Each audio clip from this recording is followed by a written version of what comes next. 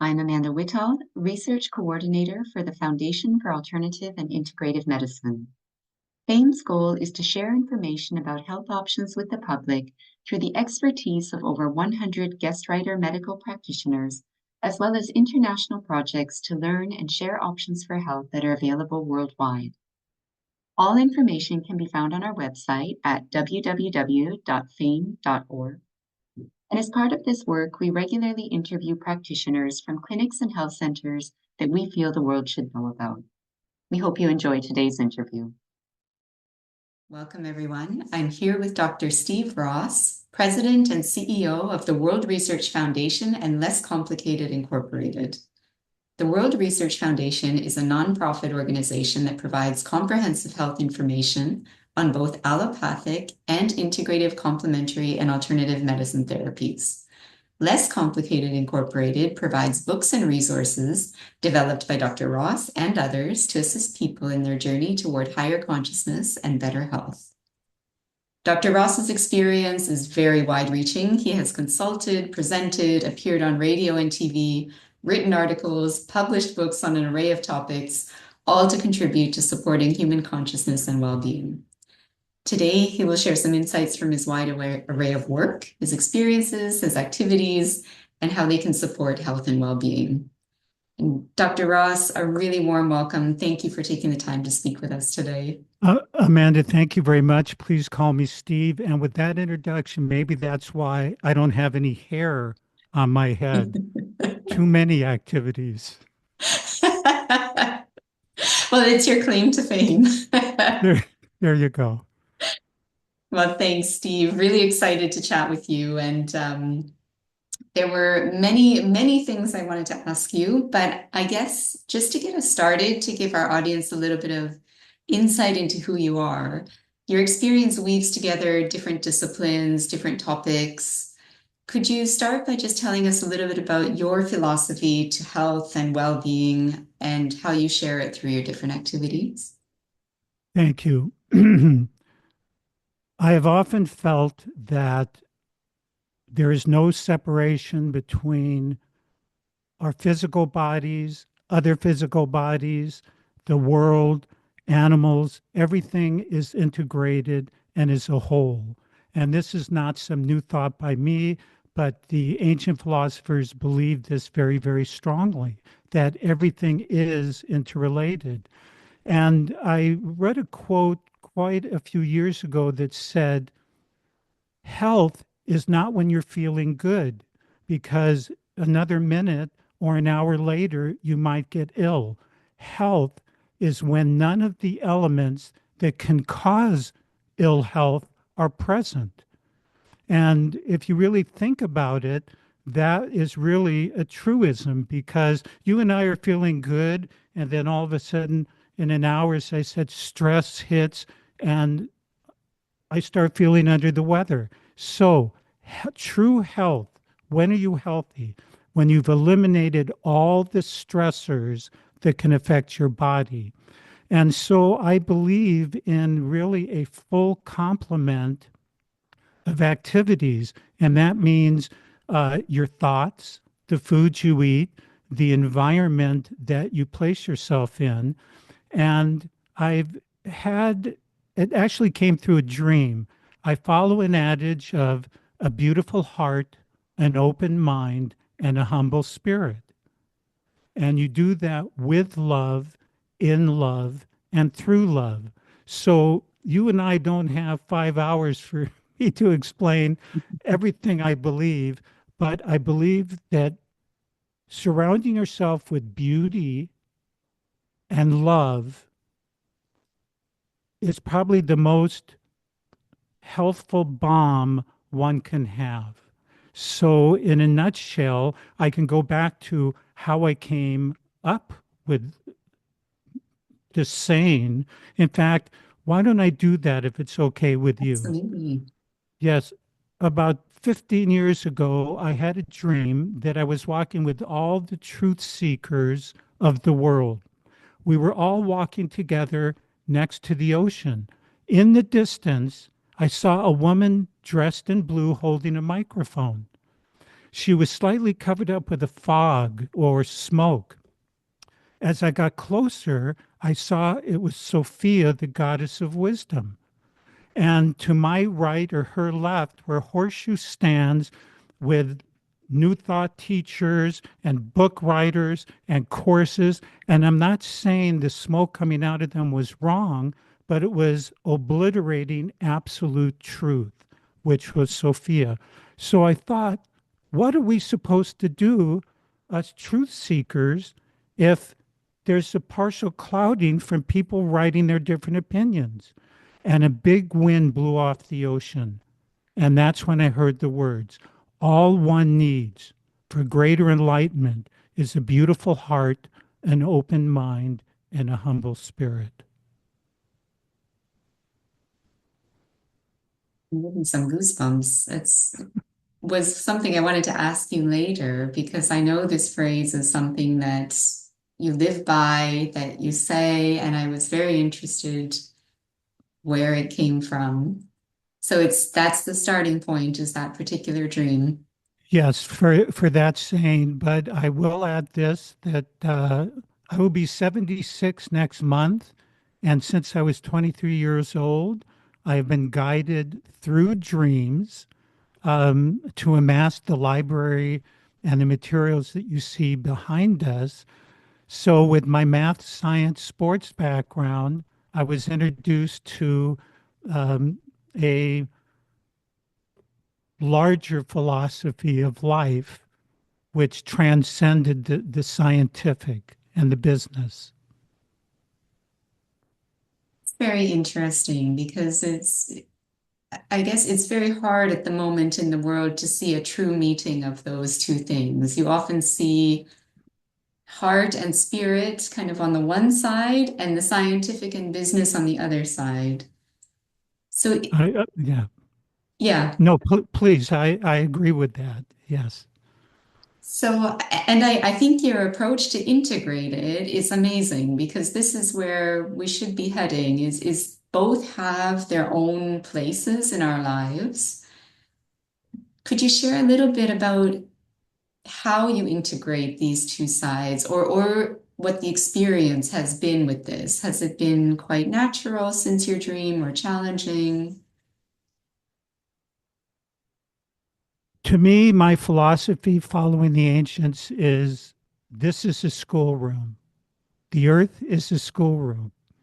And we are down here to go through challenges and demonstrate a do we have and how are we using the energy, the creative energy we have. So in a schoolroom, if you take any of us, wherever people are, you had elementary school and maybe a junior high and a high school with various grades. Elementary school was 1 through 6, and my junior high was 7 through 9. So you have a lot of different students on this earth. And a sixth grader shouldn't be going, why is that second grader throwing spit wads and taking the girl's ponytail? It's you're growing, individuals are growing. So I'm using that analogy so that people will understand that when I am with individuals or people, I don't expect them to act the same way I do or even believe what I do. I am going to be the same. The sun rises and it sets, and people who want to see the sun in full glory will lay out there in the sun, and people, some will have an umbrella because they can't take it, some will sit under an eave. The sun stays the same all the way through. So I am going to live my philosophy doing exactly those phrases with love, in love, and through love. I cannot control how someone else acts. However, Amanda, I will say this being an example is far greater than talking. Walking the talk is far better than somebody talking the talk. And there was a great healer named J.R. Newton in the 1800s. He cured 250,000 people with love. I'm sharing this because in the writing about him, it was stated his vibration was so strong that nobody could argue in his presence. They found it impossible. So the aura that we put out permeates. Another great healer, P.P. Quimby, said, thought is like the aroma of a rose. You don't see that aroma, but it's there. So I hope I'm answering your question by saying the atmosphere we put out, the vibration we put out, does have an effect on others.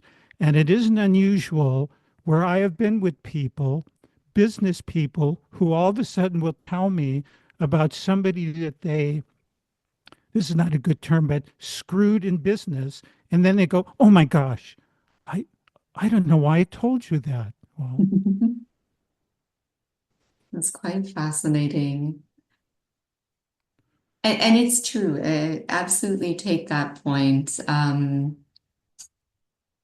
And I suppose living by your philosophy is what permeates all of the work you do. So when you think about the way you live and the way you approach things, I had been wondering if you could share a little bit what you focus on in all of the work that you do, because it is so varied. So is there kind of a core purpose that you follow?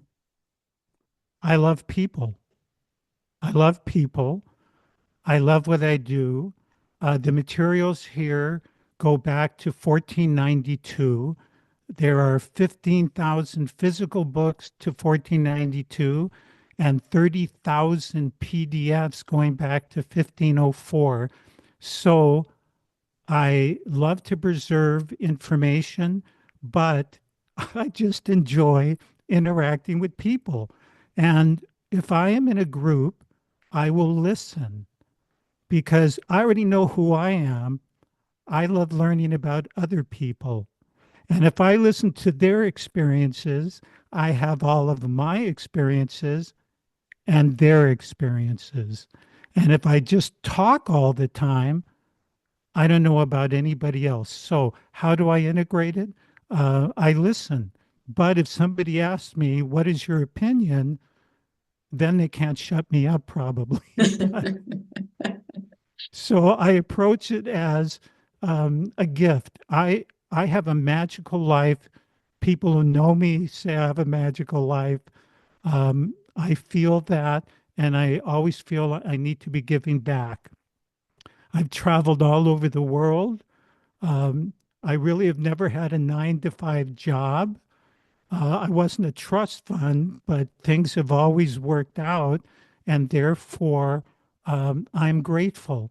There is a Native American philosophy of being grateful for everything, whether it's the food they eat, the weather, the environment. So I'm bits and pieces of Western philosophy, Eastern philosophy, mysticism, Native American, and I give back and I'm thankful. Fantastic. I think we can all learn from just a few ways of being from what you're saying at the moment. Well, I think you're going to attract. See, now we're back to the laws of vibration. You attract what you put out. Yeah. Um, and I am putting out that I am looking to be helpful and loving, and that comes in. I often think of the analogy there can be four people driving in a car, and the person who's upbeat and always positive looks out the car, sees the beautiful sky and the weather, and the person who's a downer on everything happens to look, and at that exact second, somebody's cutting off somebody or doing. We will bring into our sphere, if I can, the bottom line of our sharing here, we will bring in what our thoughts are. And there's an old saying, behest you angels, and angels you get, and behest you devils, and the negative is going to be in your life. And so having that attitude, that doesn't mean excuse me, a Pollyanna. Oh, everything is great. I realize people's challenges. I have challenges, but I am going to keep an upbeat attitude all the time. And being in the health field for now more than 50 years, nothing is impossible. I know you and I spoke before that a majority of your audience isn't to health. Nothing is impossible, but thoughts are things. And the more we buy into somebody else's thoughts, that is going to manifest. There was a great healer, P.P. Quimby, who was really the father of the New Thought movement. And he's the father because he realized that people's belief systems caused a majority of their problems in the 1800s. So if somebody went to the doctor and the doctor gave a quick diagnosis of cancer, the person immediately started thinking, oh my God, cancer, tumors. But if the doctor said, you've got hippity dippity doo problem, the person would walk out going, wow, they wouldn't form a picture. So we can't go into depth, Amanda. I'm kind of giving shotgun, but the idea is what you create in your mind is going to be your physical reality. Um, I know I'm kind of dropping, just shooting it's a the. big one. No, but I actually very much appreciate it, and I would like to go a little bit more into it if you don't mind, Of from the course. perspective, thank you, that Yes. you're right. Most of the audience is very interested in health and in general, how do you go about living your optimal state of being? So in health, in your emotional state, and part of that is the information that you collect and how you inform yourself. And then Yes. part of it, probably the bigger part, is the thoughts that you put out there.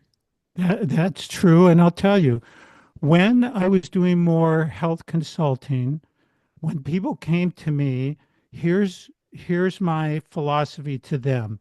I check their LEFL, LEFL, LEFL. It stands for laughter, excitement, fun, and love. So I check their levelometer and I'd say, Amanda, when was the last time you laughed? Can you imagine people going, I can imagine.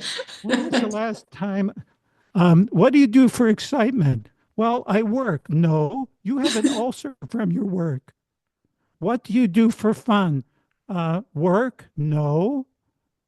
And then it's to love. Do you have a passion? So I will tell you, when I check people's levelometers and it's full, they're not the ones who are ill. But if somebody's devoid in one of these, that is making a difference. No love in the life, nothing to look forward to. They can't laugh. Everything's a downer. There's no excitement. So I'm giving you very simplistic keys. You know, often since I've been doing this long, I always get approached by somebody, would you do a 6-week course and teach people this and that? And I go, and they're going to charge money. I go, I can't do that because I'm going to tell somebody my philosophy in 5 minutes. I can't do a 6-month or 6-week course. It's level. Get level in your life. Easy. Okay, so we're done. We know it all now. Absolutely. Do the quote and the level and check with your doctor in a couple months. I'm hoping I can remember this one joke. It had to do with a 93-year-old man who went to his doctor. He was not feeling very, very good. And a couple weeks later, the doctor saw him, and the man was really doing well and had a young lady on his arm. And when he went back for his next checkup, the doctor said, wow, you are really something. What? And the man said, I followed everything you told me. You said, find a young girl and be happy. And he said, I didn't tell you that. I said, you have a heart murmur and be careful. But the man misunderstood him and was doing fine. So everything is possible. If we had more time, I would give you story after story of remarkable uh, turnarounds in health problems because somebody thought they heard something and it was misunderstood. Incredible. The power of our minds that we just don't tap into often enough. There you go. I mean, it is going to go always back to the minds, and without getting too much, constant commercials on television, constant commercials.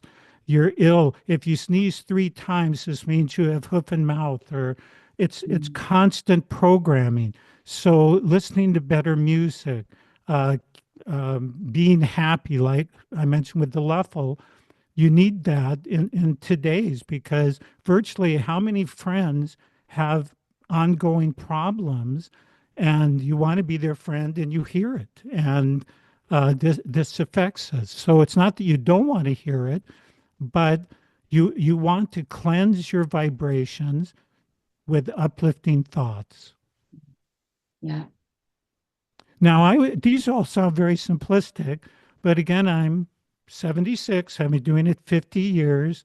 Although, now that I'm thinking about it, every time you see a commercial for weight loss, it's always some string bean who probably has never gained a pound. But anyway, I'm no different than anybody else. And it's worked for me and a lot of the people I've shared with. Thank you for sharing it. I think for people who haven't thought about it, or maybe people who have and need to be reminded, it's just something, to me, it's a little bit like exercising a muscle. You need to remember to keep your vibration that high. You need to remember to invite, I suppose, that love and excitement and laughter Yes. and fun Laughter, into your life. yeah, it's laughful. Leffel. Yes. I think our audience will definitely take that forward, and I'm happy for you to either talk more about that, or if I could ask, as you know, FAIM really focuses on different therapies, different approaches that are proven effective that we can recommend to people. And I guess you've said this already, but if there's anything else in terms of your advice for people who are either looking to stay healthy or maybe people who have gotten sick and want to heal.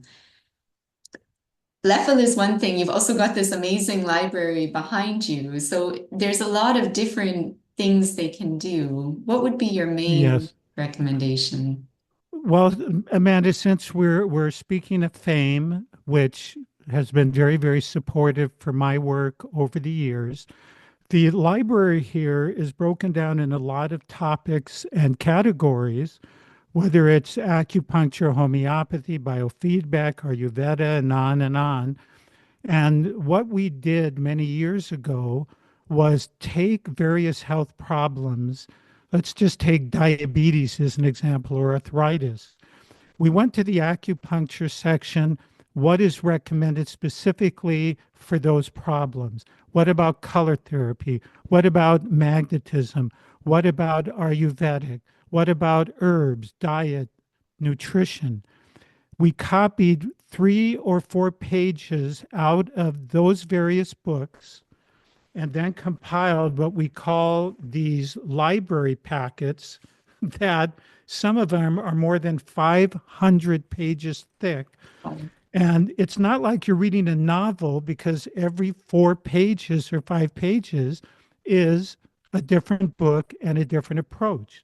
So we have more than 300 of these packets for 300 different problems.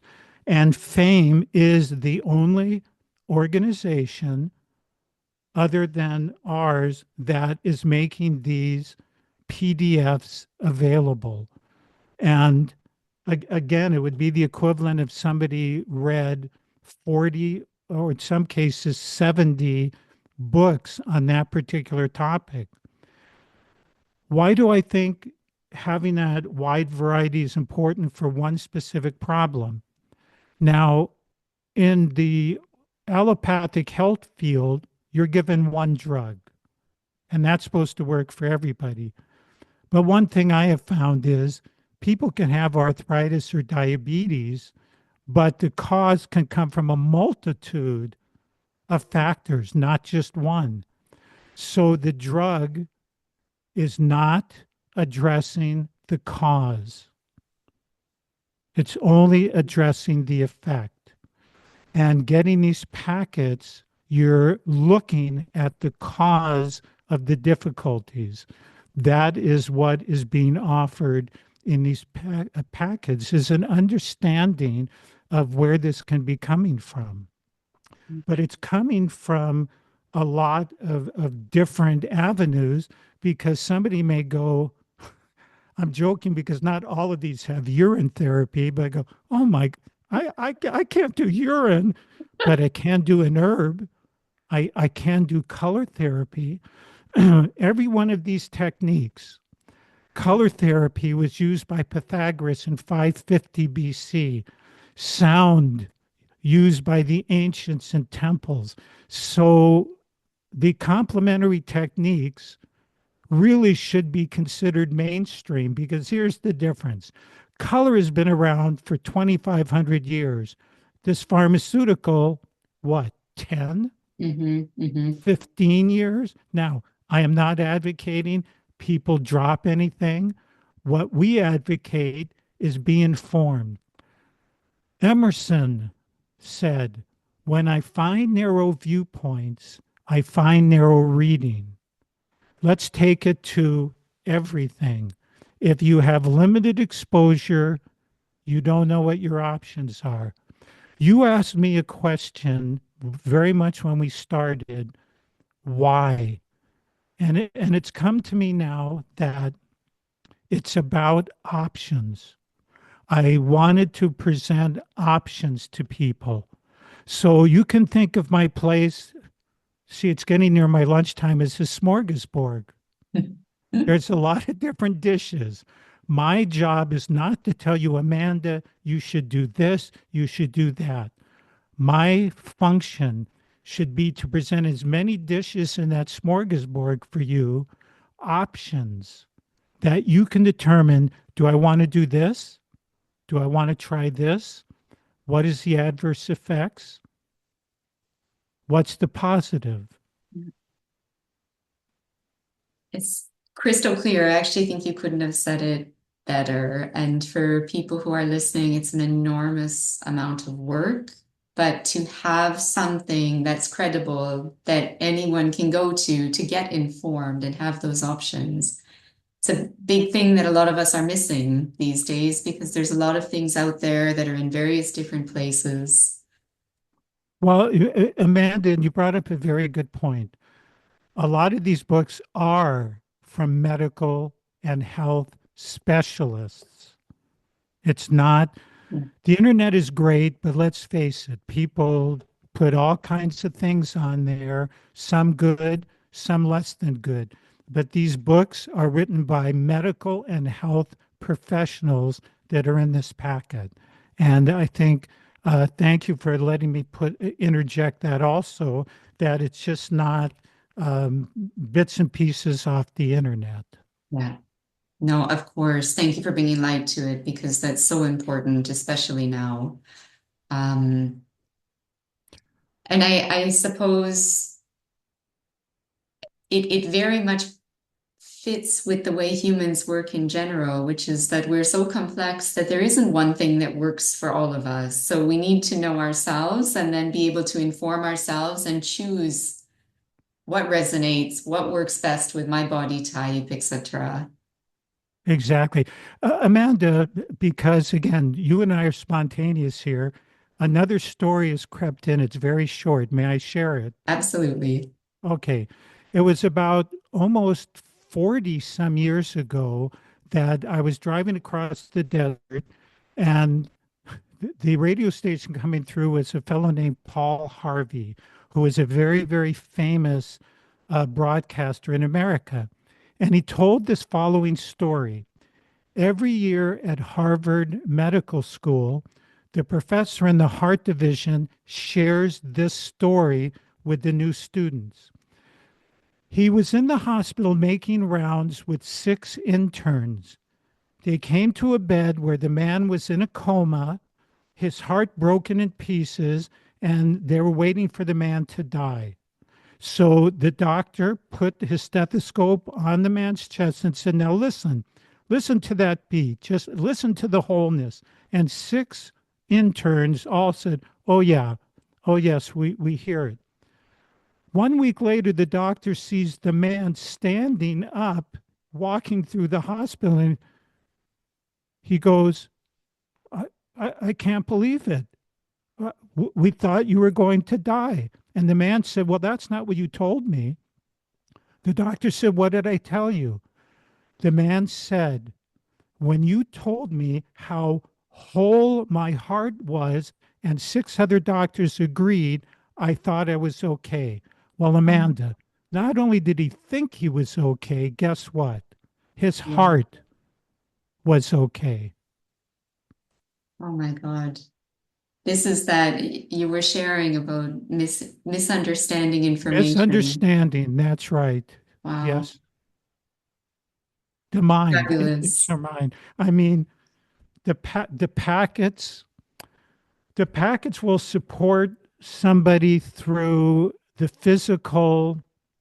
There are some emotional aspects here, but nothing supersedes when we put our mind, and when you back up that mind with intent.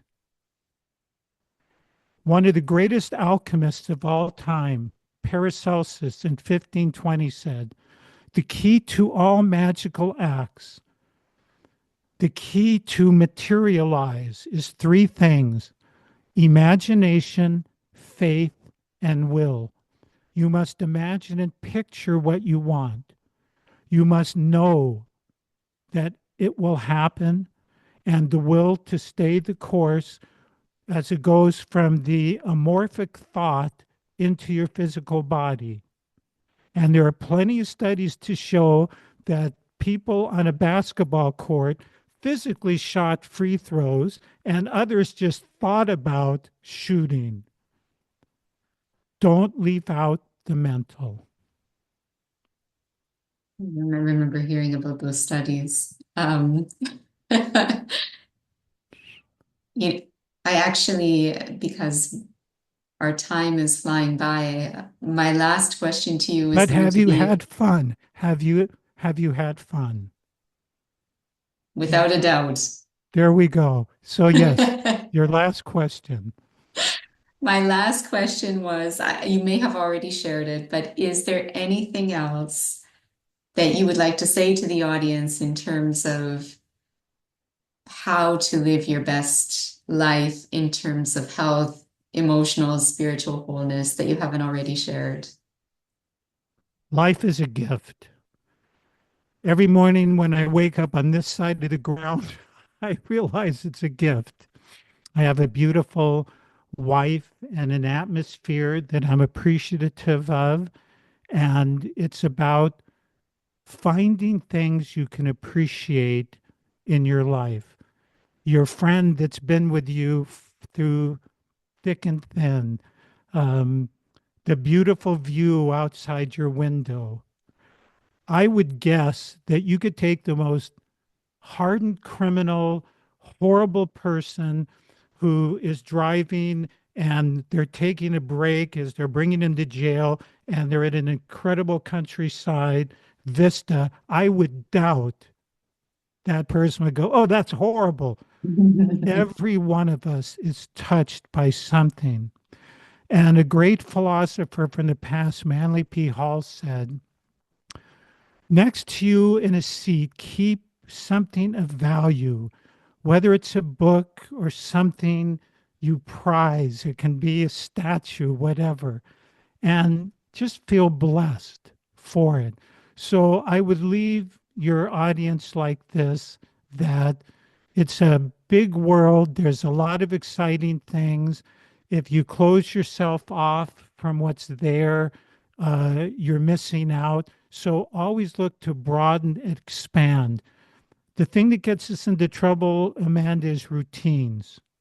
we get into routines, we get locked, and we can't go any further because that's our routine. So you and I spoke. I want to thank you for this opportunity to share. I mentioned to you I never take any interview for granted. I hope your audience appreciates you and what you're doing by presenting information that alters their routines a little bit. Thank you so much, Steve. And we absolutely didn't take your interview for granted. Really, really appreciate you taking the time to share. And we might put your websites up for the audience to explore more if they're interested. And otherwise, would just thank you again and wish you a wonderful day. And we'll all remember Thank you. to pay attention to the beauty in our lives. Sounds good. Thank you, Amanda. You take care now. You too. Thanks, Steve.